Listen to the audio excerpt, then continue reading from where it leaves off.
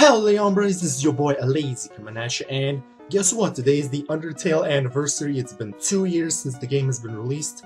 Holy shit, time sure flies by. I wanted to make this little video to kind of like a recollection of how the game affected me, and like see what my opinion is of how it affected the internet as a whole. And also at the end of this video, I want to give like a special, well, not something special, just a little bit of news. So, Undertale. Wow. I myself did not expect like the amount of success that game would actually gain over its time, and also didn't expect like how it would affect me. Basically, what the game meant to me is, for the longest time before I actually played the game, I've been pretty much emotionless. I didn't care about people very much, and I was just basically a kind of a shut-in. I didn't like socialize that much with people. I didn't have like that big of a capacity to care. I mean, I did care about a few people, but not like to a giant extent like I care now. Um, and then all of a sudden came this little, quaint little game in September 15th, Undertale. I don't know how many times I've already said that word in one video. Yeah, the game came into my life. I saw first I saw a couple of fan arts made by people across TV and art about it, and decided, what the heck, why not play it? It seems like it seems interesting enough. I had absolutely no anticipation and no idea what I was getting myself into. I really loved the game. I loved how the characters were written. I loved how quirky it was, pretty much. I loved how self-aware it was at the time, and it was just an awesome experience. I played the game along with Metal Gear Solid 5, and when I played those two games back to back, it was just an amazing experience overall, because Metal Gear Solid 5 itself was a pretty amazing game as well, not taking away from that too. But I was so hooked into Undertale. I wanted to see what it offered at the end, and wow, the ending actually, like, I will admit, the ending played out in the cheesiest way possible, like save everyone, get your happy ending and all that. But I actually love the way how it played, like the concept of resets. Like, the game was aware that there was a player guiding the actions of the character that we're playing as, and urging us not to reset if you want to keep the happy ending. I really loved how it was self-aware. I don't remember if there was ever a game that tried that. People compare a lot to Earthbound, but I saw a couple of Earthbound walkthroughs and tried to compare with Undertale. Those two games are like night and day, because Undertale is a game that also kind of promotes pacifism pretty much. You don't have to kill any monsters. You can spare them. You can talk to them. It's a whole lot more different than what Earthbound said it to be. Because in Earthbound you had to grind up a lot just to level up your characters and move on with the story. Although I will admit that Earthbound had not a bad story as well, but Undertale is just so much better. I also will have to admit that the concept with all the 7 souls reminded me so much of the 7 Chaos Emeralds that you need to collect in Sonic, so I just couldn't help but laugh at the comparisons to it, because that is just so true. But yeah, after finishing the game once, hitting the true pacifist ending, I promised not to try genocide route ever again. That was a promise I withheld for almost a year, and then I kind of broke that promise. I will admit I did break it, because I myself was curious what the genocide route offered, and well, yeah, that's pretty much why I decided to play it. It was a much less fun experience, honestly. And for surprising reason, while I did love the characters very much, killing them didn't affect me as much. Like, the only character death that did affect me on a bit personal level is the battle with Undyne. I actually have video proof of how I actually cried my eyes out after killing her. That's the only character I pretty much cared about after killing. But and also at the ending, while Flowey's backstory was a bit saddening and all, in the end I just didn't care, because the Sans battle was way too unfair. It drove me insane, and I couldn't care less about him pleading for his life. I just finished him off, and that's it. That was the end of the game.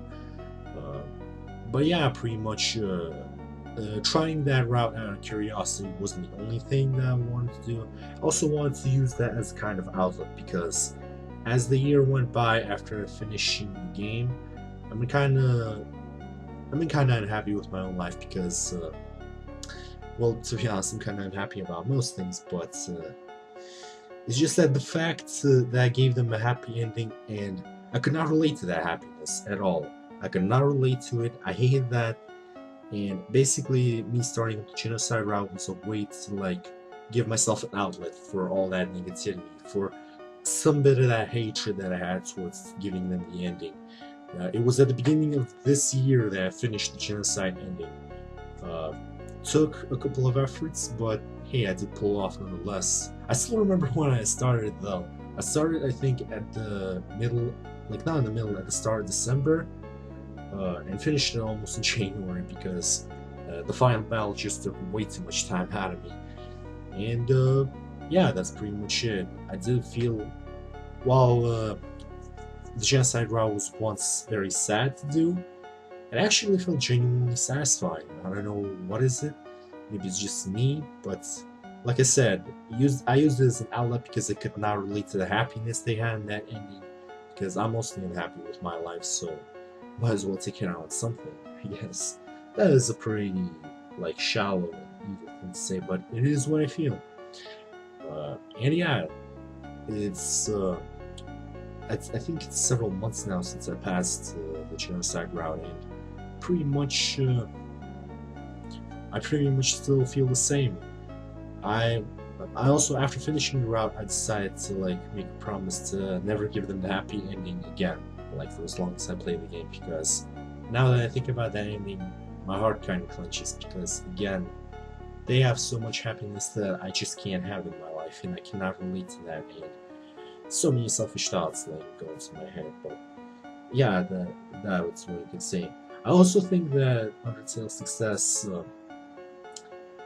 also kind of spawned because of there was some notoriety behind it because the game itself was made by Toby Fox, and if anyone knows who Toby Fox is, he's the guy who's associated with the music for Homestuck, and Homestuck, as far as I know, on its own, is pretty damn popular and it's pretty damn big. So I'm guessing that kind of taking into account, like he made this game, I think that also kind of backed up in its popularity and kind of boosted up. Toby Fox is one of like genius kind of developers. Uh, well, that's mostly my opinion. I mean, Undertale on its own gained popularity because of its story, its characters, but I think also the fact that Toby Fox from Homestuck fame kind of boosted it up as well. So I think that is also kind of a factor of why it became so widespread on the internet. Um, well, what else can I say? There was also like, what can I say? Just like any other fandom for a certain game, there's also loads amount of vitriol. I remember back at the beginning when Undertale was starting, there were like tons and tons of like Undertale roleplay blogs and Undertale art blogs appearing throughout Tumblr, and trust me, throughout the time that I've seen that, there have been loads of like conflicts over petty things concerned with the game, like the main character's gender, font cest, all that kind of stuff. You know, typical fandom drama things.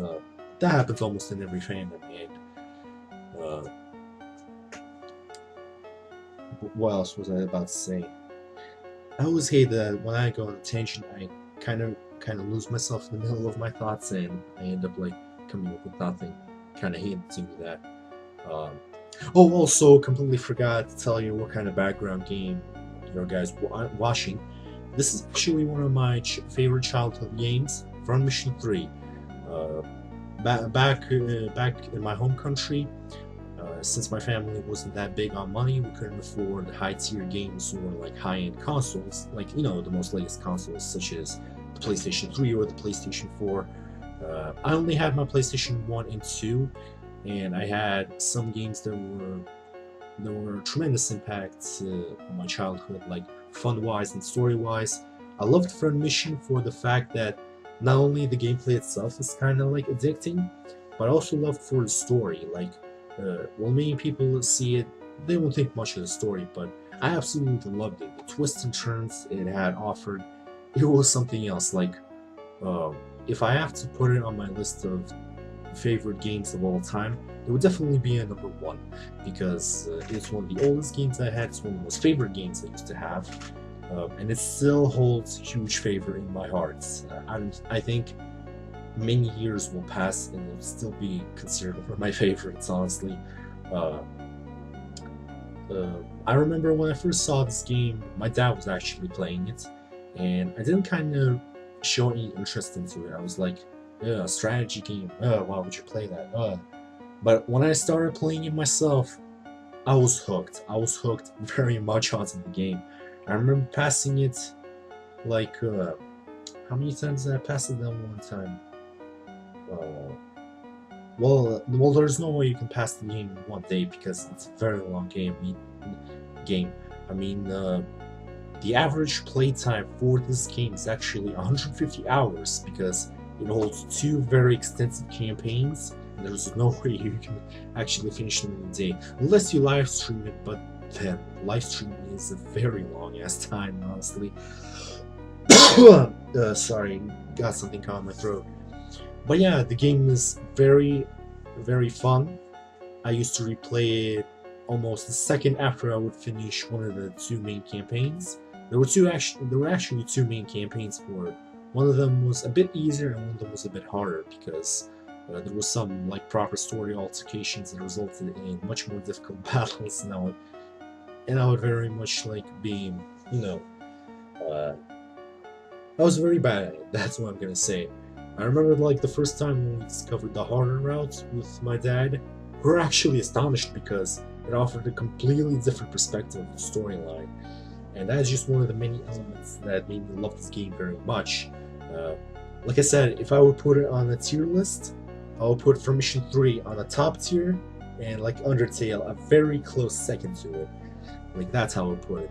I also love the online feature of the game as well, like visiting websites, discovering story bits about the world you were in, downloading add-ons. It really felt like you were like in the PC and you would download programs that you would need to basically run on your computer.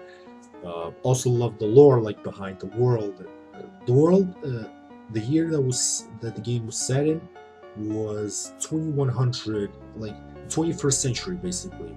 The year 2102, if I'm not mistaken.